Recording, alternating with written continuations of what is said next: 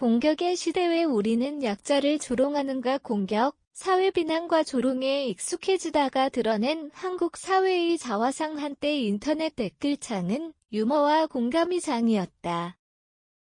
그러나 이제는 누군가의 슬픔조차 조롱의 대상이 되는 곳이 되었다. 장애인 시위는 불편을 주는 불법 행동으로, 난민은 치안 불안의 주범으로, 노동조합은 경제 발목을 잡는 세력으로 호명된다. 피해자와 약자에게 돌을 던지는 일이 너무나 쉽게 일상화된 사회. 정주진의 저서 공격, 사회 비난과 조롱에 익숙해지다는 이러한 현실을 직시한다. 저자는 왜 사람들은 피해자와 약자를 공격하는가라는 질문을 중심으로 한국 사회 곳곳에서 벌어지는 혐오의 구조를 해부한다. 장애인, 빈곤층, 난민, 외국인, 노동자, 탈북민, 기후행동가, 페미니스트 등 9개의 사회 집단을 둘러싼 공격과 조롱의 현장을 추적하며 공격의 사회학을 펼쳐 보인다. 그가 이 책에서 드러내는 것은 단순한 사회 문제의 나열이 아니다. 저자는 공격이 단순한 개인의 악의가 아니라 사회적 구조와 문화적 정서가 만들어낸 습관적 폭력임을 보여준다.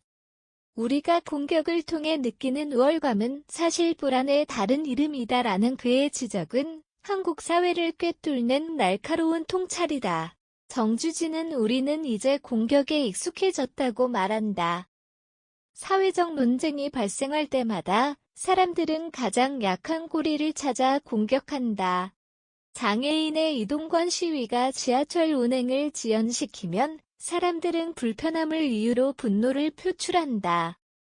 그러나 그 분노의 방향은 지하철 접근성 문제가 아니라 시위자 개인에게 향한다. 그는 이러한 반응을 공격의 사회화라고 정의한다. 즉, 공공의 불편을 불법으로 환원하고 약자의 권리 요구를 비문명적인 행동으로 낙인 찍는 구조다. 이는 단지 여론의 문제가 아니라 사회적 통제의 방식이기도 하다. 인터넷 댓글, SNS, 정치적 발언, 언론이 헤드라인이 모두 하나의 공격 메커니즘으로 작동한다.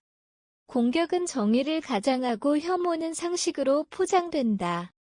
저자는 이를 사회가 스스로의 폭력을 정당화하는 방식이라 표현한다.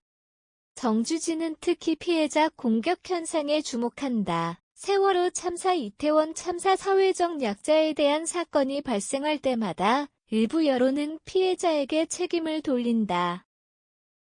그런 곳에 왜 갔냐, 스스로 조심했어야 한다는 냉소가 반복된다.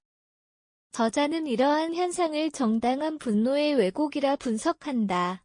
사회의 불공정과 불평등에 대한 분노가 실제 권력자나 구조가 아닌 더 약한 대상에게 전이되는 것이다.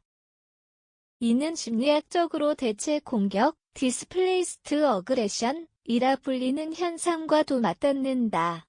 결국 약자를 향한 분노는 제재에 대한 분노를 가로막는 역할을 한다. 시민들은 자신보다 더 약한 사람을 공격함으로써 스스로를 정상으로 규정하고 나는 그들과 다르다는 위안을 얻는다.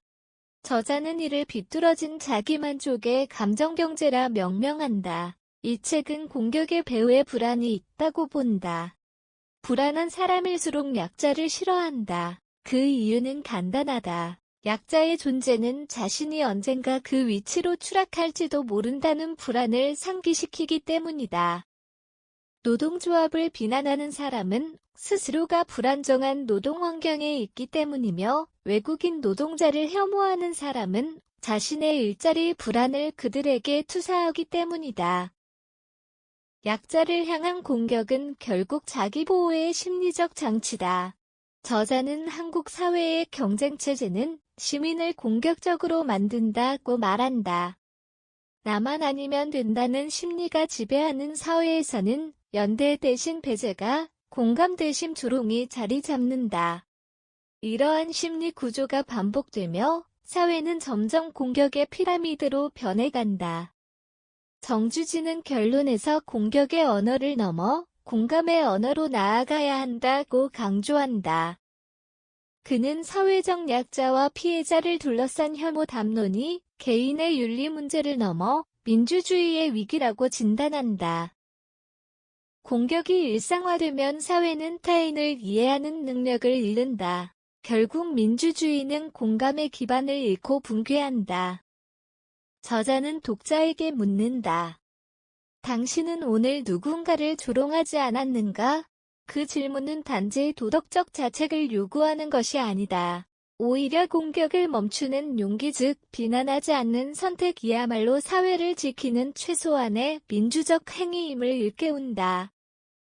공격, 사회 비난과 조롱에 익숙해지다는 우리 사회가 얼마나 쉽게 타인을 공격함으로써 자신을 정당화하는 사회로 변했는지를 보여준다. 이 책은 독자에게 불편함을 준다.